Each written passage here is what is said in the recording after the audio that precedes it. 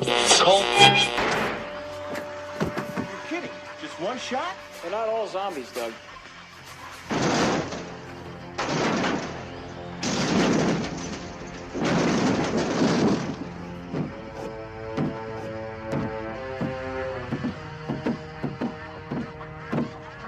How do you fight this thing?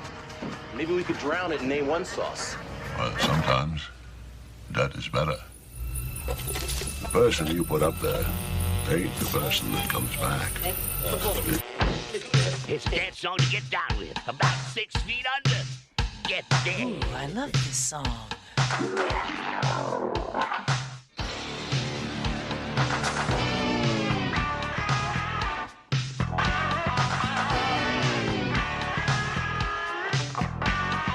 I'm hung up in a grave situation. And now we come to the thrilling final episode of our radio drama. Hello and welcome to episode 135 of the Rotten Reviews podcast. Hopefully you guys are all having a great day or evening or whenever you decided to listen to this episode. We're doing this one again a week ahead, so hopefully I can keep this going and we'll have a lot of episodes banked, or at least a couple episodes banked. Well, that's my game plan, and I'm recording this one actually at 6:30 in the morning on a Sunday. Yeah, it's fun. Hopefully you guys are all doing good though. Can't wait to hear from you guys. And also, we now are able to have the full podcast on YouTube. I noticed that as an option now, which I think is really awesome. So we'll be doing that a lot more. I'll be posting a lot of the videos. I gotta do the whole backlog. I don't know why, but I started running the Christmas episodes, posting those on a regular basis and working from there. So there's still a lot of episodes in between and at the beginning of this podcast that still need to go up on YouTube, and they'll make it up there. It's just gonna take me a little bit of time. It's a lot of editing and whatnot, but we'll see. And then hopefully at some point in time we'll actually have a video podcast, so that'd be fun. Always something to add to the list. So we're going to keep going with this, keep adding things, keep making improvements, and hope for the best here. I just want to say a quick thank you to everyone who's been checking out the podcast, listening to it either on Spotify, Google Podcasts, iTunes, Apple, whatever, and on YouTube as well. I see the views going up, and I appreciate it very, very much. Thank you for continuing this journey with me, I should say. But this is at the point where I'm going to do a little bit of, promoting for myself. Make sure to follow me on all social medias at Typhonstein. I'll have all the links down below in the description of the podcast at the end of this episode. My main thing that I've been pushing right now is the artwork and video game content that I've been posting on YouTube. I've been focusing on YouTube a lot. We're almost close. I think we're close to like 500 subs right now. It's like 470 at the point in time of recording this, and hopefully it'll go up by the time this podcast episode actually goes out. That's my goal. Hopefully, we'll see how it goes. But also follow me on Instagram, Facebook. I got the art page on there. I use Twitter. I'm trying to use it more, but I just don't like it that much. But we'll see how it goes. And then there's also TikTok too, that I really don't like that much either. But we'll see how it goes. I'll keep posting just for the sake of it. But of course, before I do start talking about the podcast, if you guys haven't listened to an episode of Rotten Reviews before, if this is your first episode, thank you very much for showing up. But the concept for this podcast is I just sit down, watch a movie, and discuss it. I don't break it down each and every single scene, like the details in the background and anything like that, but I do talk about the movie from start to finish. So if you don't want to be spoiled at all from a movie that came out in 1987, I recommend you pause it right now, go watch the movie on Plex or Amazon, wherever, or if you own it on DVD, that's even better. But if you own it on DVD, I'm assuming you've already seen it, so what the hell am I talking about? Anyways, just pause it and then come back. Hopefully we'll come back, because we need the listeners. We need the listenership, okay? I appreciate it if you do come back. So yeah, feel free to pause it, but if not, we're going to start talking about the movie right now, and we'll see how it goes. So like I said, we're watching The Stepfather from 1987. It's a horror thriller movie for an hour and 30 minutes. It has a 6.7 out of 10 on IMDb, 89% on Rotten Tomatoes, and 3.4 out of 5 on Letterboxd. 90% of Google's users have liked this film. Original release date was January 23rd, 1987. It's from the Stepfather series. I believe there's like 2 or 3 of them. I haven't looked that one up. But box office was 2.5 million USD. It was distributed by ITC Entertainment. I gotta slow down. It's early in the morning.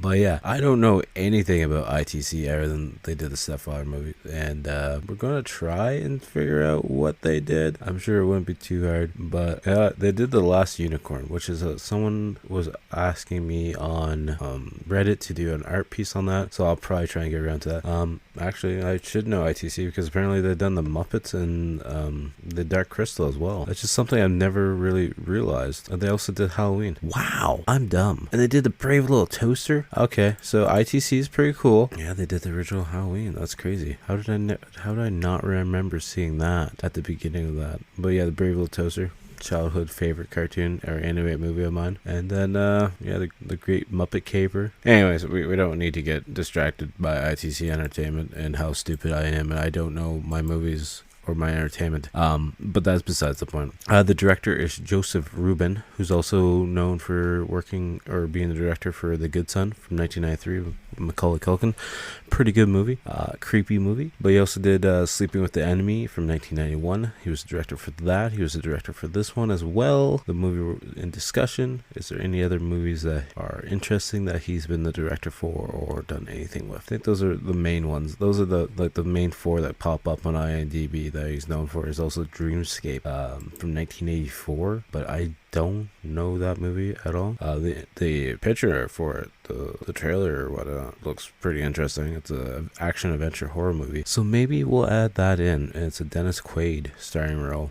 Christopher Plummer. So, might watch it. Might be pretty interesting. I'm just going to discuss the starring actor in this is Terry O'Quinn, who plays main stepfather character, who changes names throughout the movie. Of course, people might know him from being in the TV show that I personally have not watched more than 5 episodes for, Lost. He was John Locke in that.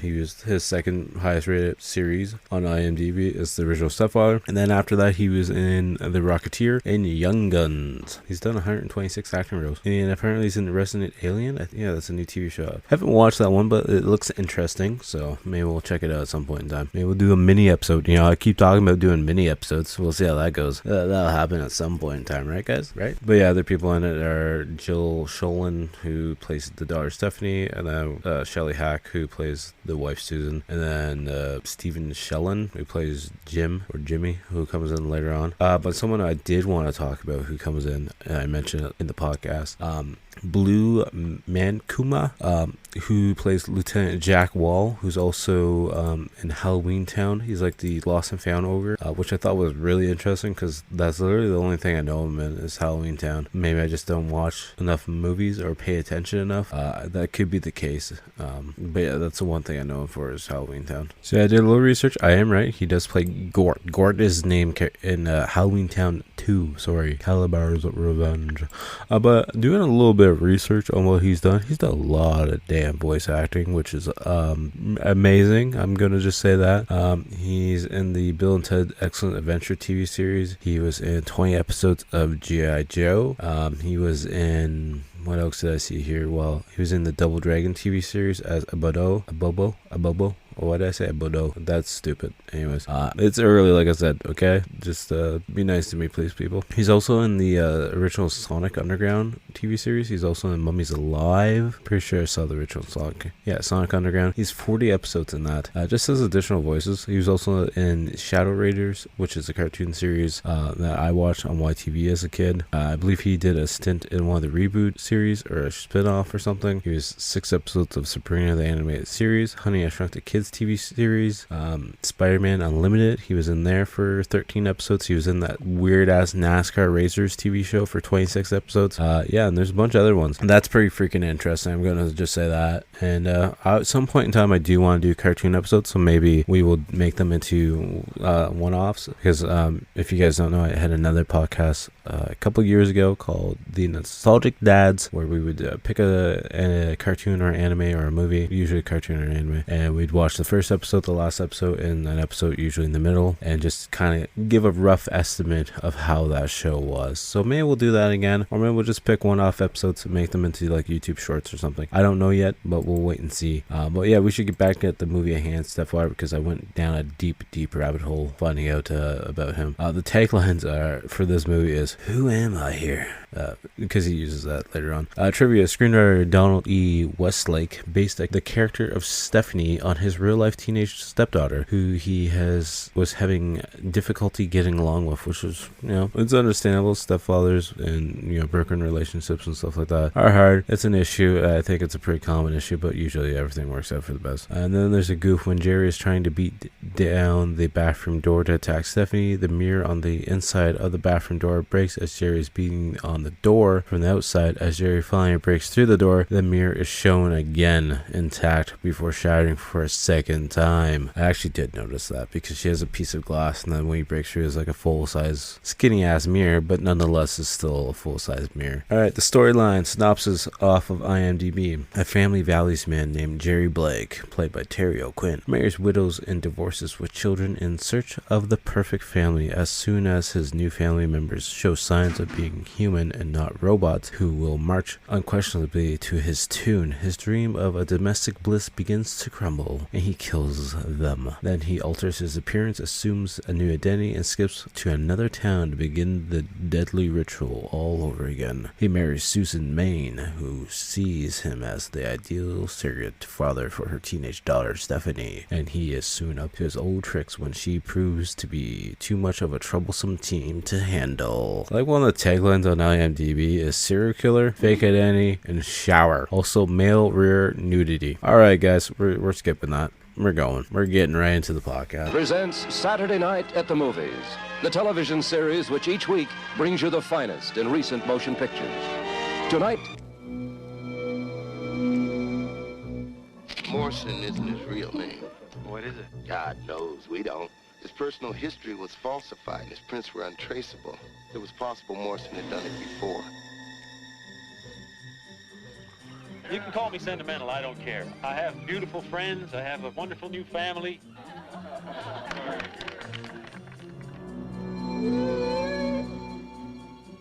So what do you think? Can we give this little guy a home? Sure. That's my girl. He's a wonderful man, and he wants to care for us. I don't know. There's just something about him. Oh, that guy in Bellevue that killed his whole family. Cut him up with knives. Maybe they disappointed him.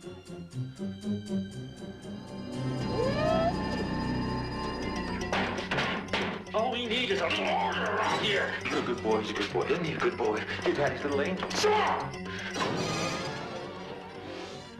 Hi, honey. He's just some crazy creep. Don't you talk to your father that way. He's not my father. How can you even bear to let him touch you? Stop it! We have to talk, honey. About what? About what is happening to our family. I'm taking care of it. He scares me, Dr. Pondering. Who am I here? Help me! Help! You're a very bad girl. The Stepfather. So yeah, the movie starts right off with the intro credits. As the music plays, it gets like a fun kind of music intro, like something I would actually have on as background noise. That doesn't really feel like it might fit the movie because it's got like that little upbeat every now and then, but then it's also got like the suspense aspect to it as well. Then we cut to see this paperboy on his bike going down the street, tossing papers, and we come up to this nice big looking house. It's a fancy looking house. We pan through the window upstairs and go inside and see a man in the washroom covered in blood as he's cleaning up and getting ready to take a shower. He gets out of the shower and starts to shave off his beard, trim his hair a little bit, and puts in contact lenses. And then we see him dressed up in a nice suit now, looking like he's all ready to audition for like a fucking father figure for like Full House or Family Matters, or one of those family TV shows. I would have said 7-7, but apparently there's a lot of issues with the father on that. I don't know. I haven't looked into it. I'm not going to look into it because it sounds pretty bad. If you guys want to Google it, you guys are more than welcome to. That's on you guys if you want to do that. But also while he's in there, he takes all his bloody clothes and puts them into a suitcase, which will come in to the story a little bit later. He's leaving the washroom as he goes down the hallway and cleans up. Like there's a kid's toy in the hallway. Picks it up, puts it in the kid's room, puts it in the toy chest, and closes the door. Which makes us wonder, did he really kill a child? We'll find out in a few seconds here. Then as he's walking down the stairs, we hear the phone is off the hook beeping, but we also see a little bit of red splatter on the wall as we're going down, and we make it down to the first floor where we have like the open concept lobby with the living room off to the side and everything, and there's dead bodies all over the place and lots of blood. And yes, there is at least one dead child, if not two. And then we see him leaving the house as he's whistling. As he's leaving, he's starting to walk down the street, and then we cut to him on a ferry, and he pushes that briefcase off into the water with all his bloody clothes and maybe the murder weapon as well. Not too sure. 1 year later, then at this point in time, we cut and see a girl all happy riding her bike down the road on a sunny day. She makes it to her home. As she's going in the back door, her mom throws a bucket of leaves on her, and then we have this leaf fight because that's like the happy, fun family vibe we're going for. And then as the daughter goes to throw her winning bucket of leaves on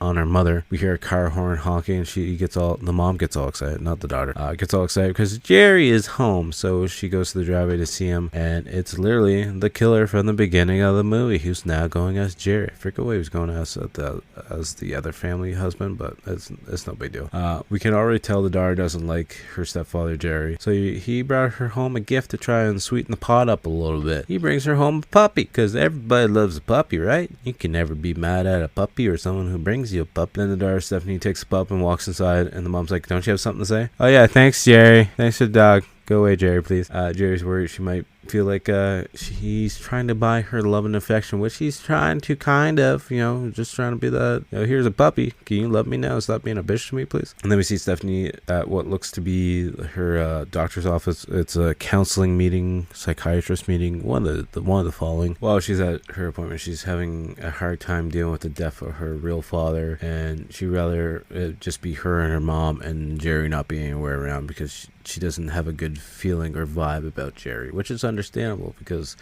he's a serial killer. We see Jerry in the parking lot, and he's trying his best. He's the one dropping her off at her appointment, waiting for her at her appointment, and taking her home. What more could you ask for, I guess? I don't know, someone who's not going to kill you with a kitchen knife would be nice.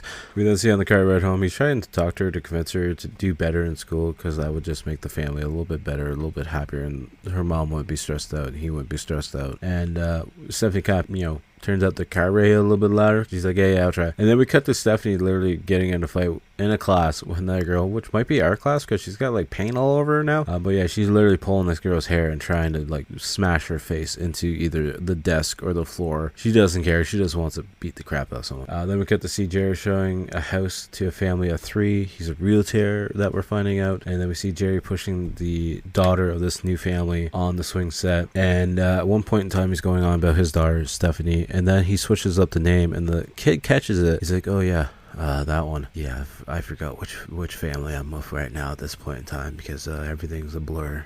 Because I just killed their family a year ago, and I'll probably kill you too if you don't shut up, kid. Let's be honest. And then we cut to the family at home, and they are finding out the news that Stephanie has been expelled, and mentions how she wants to go off to boarding school because she thinks that's what's best for everyone. And Jerry mentions it's not a family if kids aren't around, and that father knows best. So that's a big fuck you, Stephanie. You're not going to boarding school. I don't care what you're asking for. And then we cut to Jerry going down into the basement, and we cut back and forth to Stephanie on the phone with her friend as Jerry is going in, like, working in the basement because he likes to do woodworking, apparently we find out, because he's got table saw. I don't know why he wouldn't use that to cut the family up instead of a kitchen knife, but maybe he didn't have it at the last home. That's probably it. Anyways, he's making a birdhouse, and then we see Stephanie talking to her mom, saying it's not their house anymore, and that she feels like Jerry's taken over. And then the mom just tries to calm her down and says how much she misses her husband, the deceased one, but she's actually in love with Jerry, and she never thought she would have this feeling again. And then Jerry's like listening, and the whole time then just walks into the room, and while the two of them are having like a mother-daughter family talk, and pretty much says everything will work itself out in the morning. Don't you worry about it. I'll get it all figured out. Then we see Jerry in the bed watching Mr. Ed. You know what that show is, right?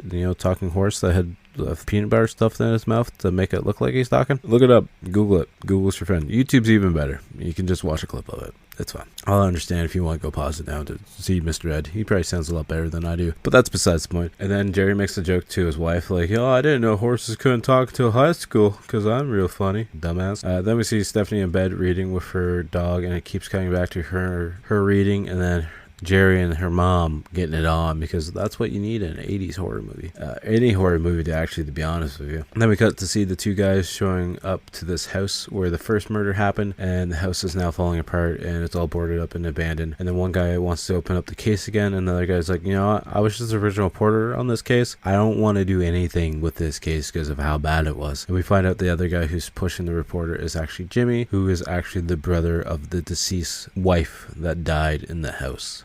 Jimmy wants the reporter to do a follow-up case on the murder so they can try and find the killer, because nothing's ever been found, or they don't really have any clues on it at all. And then we cut to Jerry and his fake happy family now having a big family community barbecue bullshit.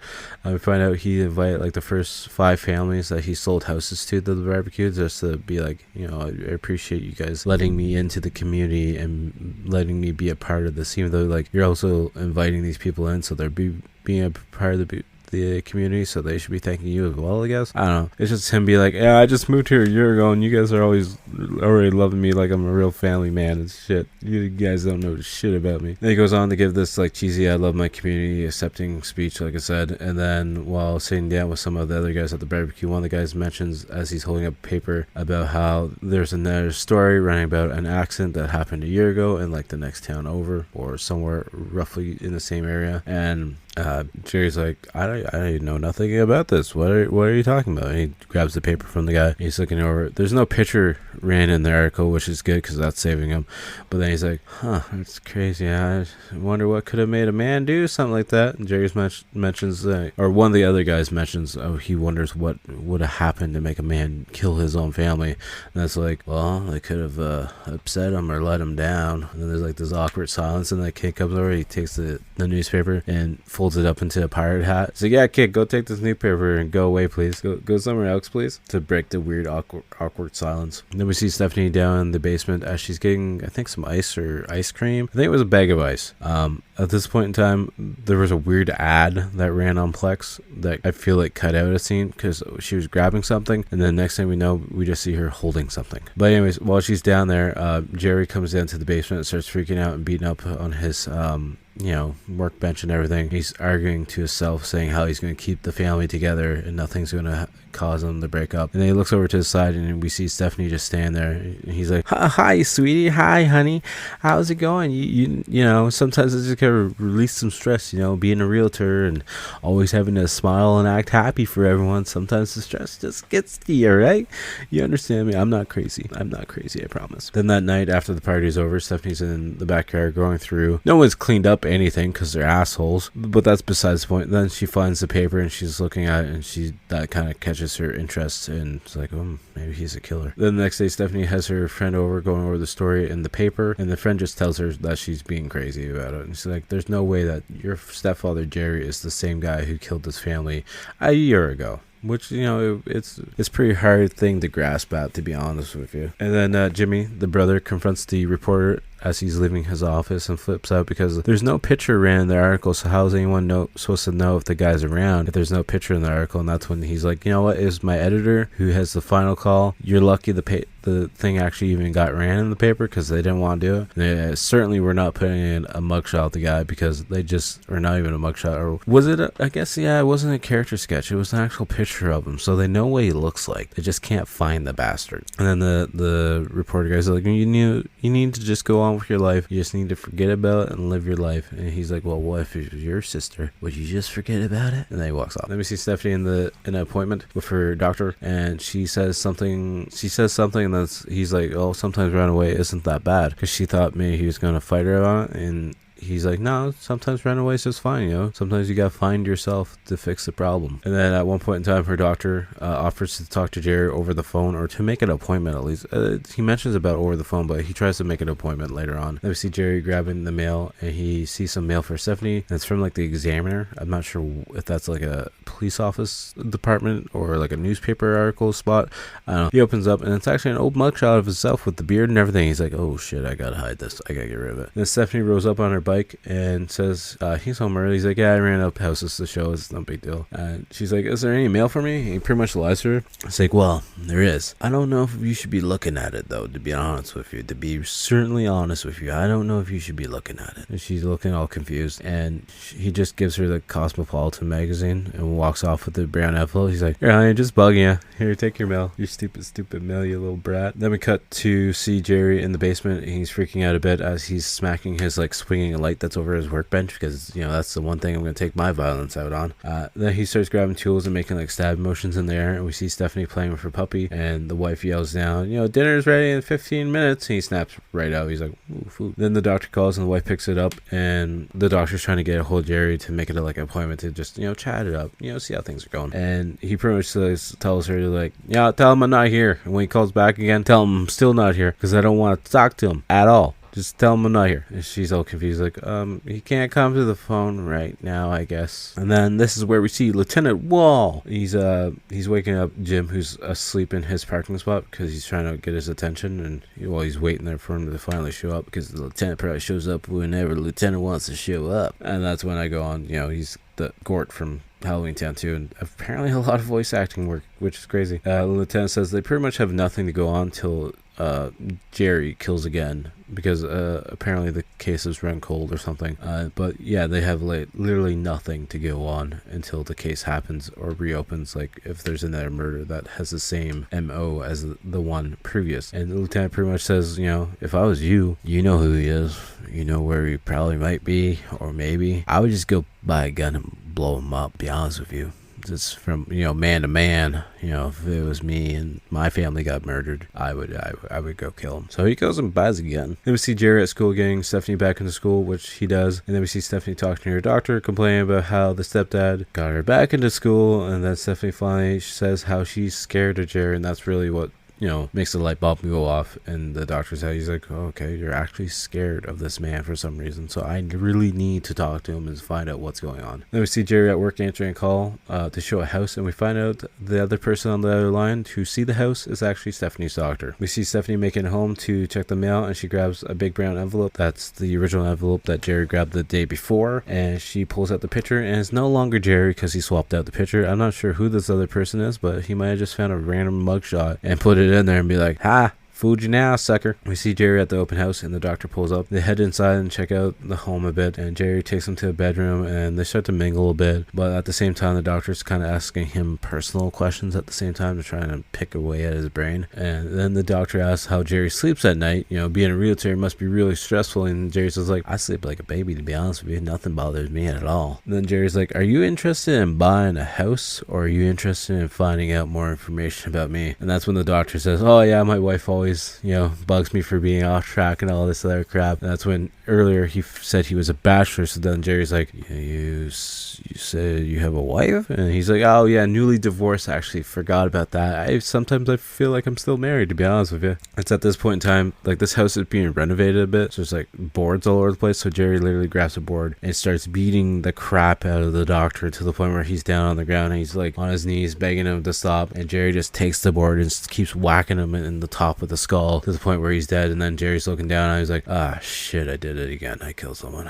Oh, fuck. It's at this point he grabs the doctor's wallet to try and figure out who he is and why he's coming after him and questioning him. And we find out that's Stephanie's doctor, and he's like, son of a bitch, she's on to me. Because at this point in time, there's paper down so you don't get paint on the floors. He kind of wraps the doctor's body up with that, and then Jerry starts rolling the doctor up, like I said, in this sheet stuff, puts the doctor's body into a car, then takes the paper off him, puts the paper into the gas tank, lights it on fire, and has the car running and drives the car off a cliff to make it look like he just had a random accident where he drove off a cliff and the car blew up. Then we see Jerry just walking down the road at the middle of the night, just whistling, having a jolly good time after just killing another person. And then we cut and see the next day as Stephanie's working on her bike in the garage. Jerry comes out to talk to her to let her know that her doctor had a very bad accident last night, and well, he's dead. She starts breaking down, and he's like, he just lost control, made a stupid mistake, and just drove off the edge. It happens, I guess. Maybe he was drinking and driving. She starts breaking down to the point where she starts hugging him, making them have their very first bonding moment of this entire goddamn movie. And then we see Jim in the old house where his sister died, going around the home looking for kind of clues of anything as to what happened and why it happened or where he would have went. And he ventures down to the basement, and we see a picture of Jerry and his original family all happy on his like workbench, because he's got a workbench down there. And then he also opens up a magazine which has pages cut out, and he's kind of curious as to why the pages are cut out. And then we cut and see the family all happy together, all bonding together as they're putting up this new birdhouse that Jerry just put up, and it's all painted now, looks all fancy. And Jerry's like, oh, it'd be nice once there's a family of birds living in that house, because that's his thing. He always wants a family living in everything. And then Stephanie says how she's sorry for, giving him such a hard time as of late. And Jerry says, I had problems as a kid. It's fine. I agree with them, and you're going to outgrow your problems as well, and hopefully, or you're going to die. He didn't say that part, but that's essentially what he's getting at. And then we see Jimmy storming into the library looking for the same magazine that he found in the basement of his sister's home. And that's when he finds the magazine still. I don't know. It's been like a fucking year at least. So I don't know why they would have the same magazine, but I don't go in the library, so I wouldn't know. But yeah, he finds the same magazine, opens it up, and it's pages about the happiest places to live in the area kind of thing. So that kind of narrows down where he thinks Jerry is hiding, who's known as someone else than Jerry to him, because this Jerry is his new persona bullshit. Then we see the family sitting down for a turkey dinner, all happy, and see Jerry standing up, getting ready to carve the turkey, and saying how he didn't understand what Thanksgiving was all about until now. It's all about having a happy family and being all together. That's what Thanksgiving's all about. Then we see Stephanie leaving an arcade where she stops to find her friend, stopping to see if she's doing okay. It's this love interest that she has. It's like a boyfriend, but not actually a boyfriend, because apparently he was dating someone else. But anyways, he's got a moped, and he stops to offer her a ride home, and she's like, yeah, but I'm driving. So then we see her driving home on the moped with him behind her, like hugging on, holding for dear life. Probably scared that she's gonna kill him or crash. One of the two. They get home, and he walks her to the door, and they have this like awkward small talk, because they both like each other, but they both don't want to make the first move at all. And he proceeds to, give her a kiss at the end of the night. And then Jerry opens up the door all pissed off, and Jerry tries to say that the boy was about to abuse her and pretty much rape her. And the guy's name is Paul, that we find out. And then the mom comes out wondering what's going on, and then a fight ensues between everyone. Stephanie told Paul to go home. Stephanie's just like, oh, he was just giving me a kiss goodnight, he just dropped me off, and he's going on about the rape accusations, Jerry is. And then Stephanie goes on about how Jerry's a creep and that he's weird and all this other stuff, and the mom gets upset and actually slaps Stephanie, and then Stephanie just leaves. And then the mom's just like to Jerry, good job, you had all this progress built up, and now you just had to screw up. I've known Paul all my life, since he was a kid, and he's a great little guy. He's great for my daughter. He would never do anything to hurt her, and you just had to come out being a whole dickhead about it. And then Jerry's just like, oh, I'm my problem? Oh, okay. And he gets like this crazy look in his eye and just walks down the sidewalk. He's just like standing out there in the front yard, just looking around like, oh yeah, I'm the crazy one. Yeah, Jerry, actually you are the crazy one, because you're the serial killer. But that's besides the point. Then it's the next day, and we see Jerry at work, and we now see that Jimmy, the deceased brother, is now in town, and he goes to the police station or somewhere. I'm not sure, it might not be a police station, because he wants copies of all the marriage papers from the last little while, because he feels like the killer is now married, and that's his easiest way of figuring it out. And the guy's like, I got too much to do, come back in 2 weeks, and just literally walks away and leaves Jimmy there. And then the secretary speaks up. He's like, well, yeah, he's too stupid. I, on the other hand, can get you the paperwork if you want to be nice to me, essentially. And then we see the mom dropping Stephanie off at her counselor.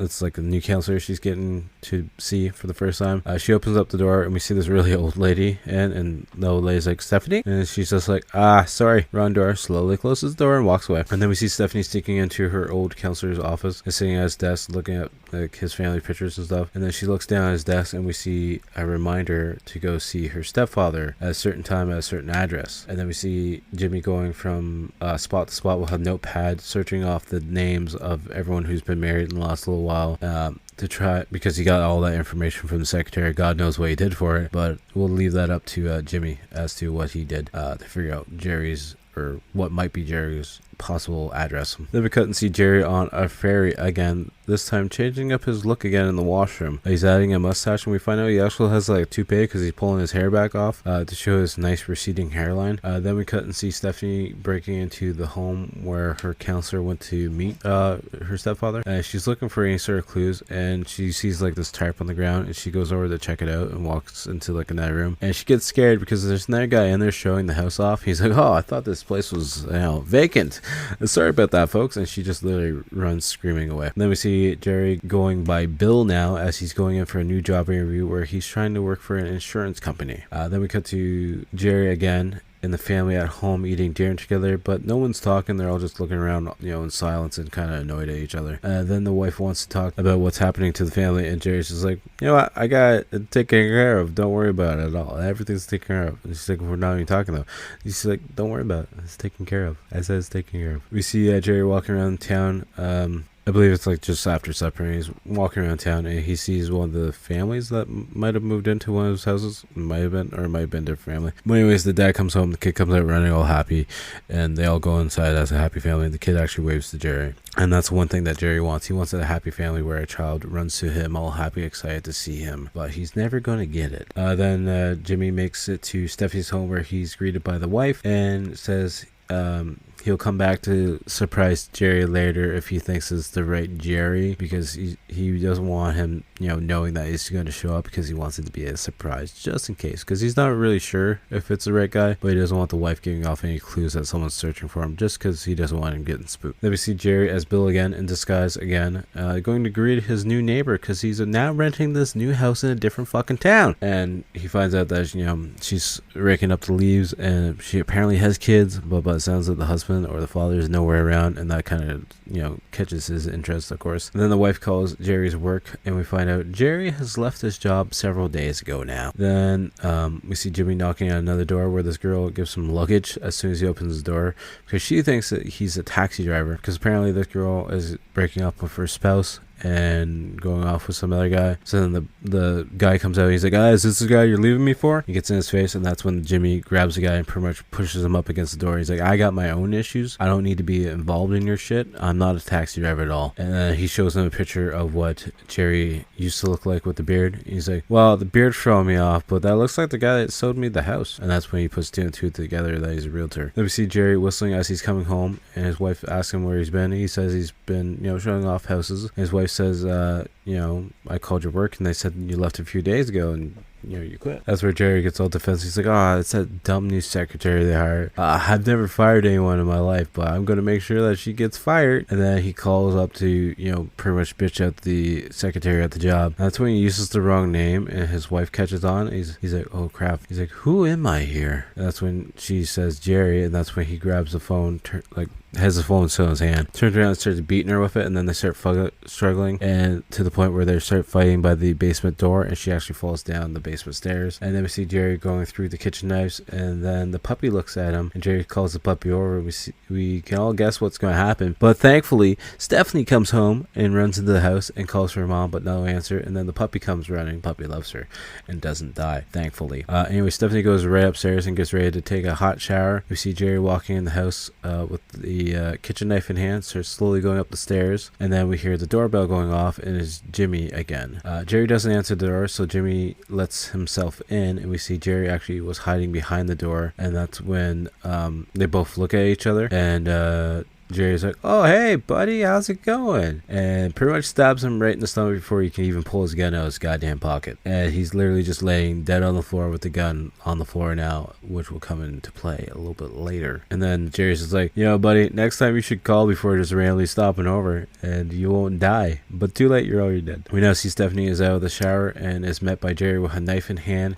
She locks herself in the washroom again, and Jerry starts beating down the door, and Stephanie arms herself with the broken piece of the mirror, which is the the goof from earlier because the mirror breaks, and then when he breaks through finally through the door, the mirror is full.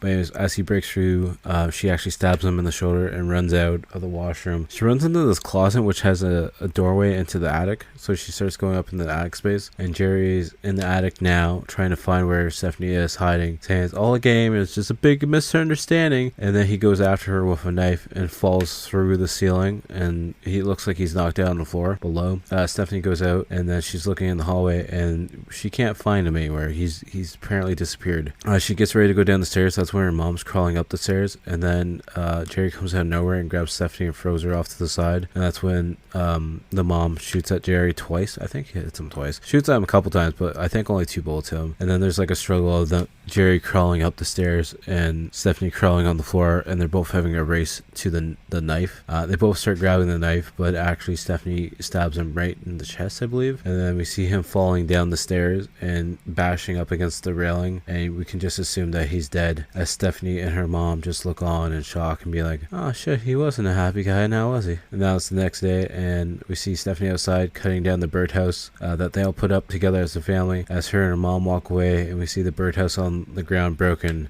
as they both walk inside the home. And that's the end of the movie. That's the end of The Stepfather. I really enjoyed this movie. I thought it was really well made. And Terry O'Quinn, I think that's his name, does a really good job playing Jerry. I think he does a really good job playing that creepy guy. And yeah, I definitely highly recommend it. I will watch the other ones at some point in time. I'm not sure yet when, but we will see. We'll figure it out. And yeah, on the rotten scale, I'm going to give this one out of 10 a 7.9 because I think it's a great movie, and I definitely highly recommend watching it. And I think there was a reboot a couple years ago, maybe within like the last 5 years. I haven't watched that one at all. Maybe we'll watch it at some point in time. I'll wait and see. But yeah, definitely highly recommend checking this out. It's on Amazon, and like I said, I watched it on Plex.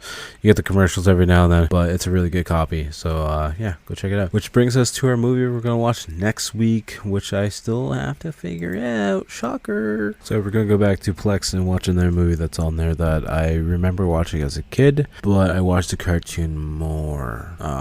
We're gonna go a Trauma movie, and we're gonna watch the Toxic Avenger. I was a big fan of the Toxic Crusaders, and I have I think 3 of the 5-run comic book series. I could be wrong on that one.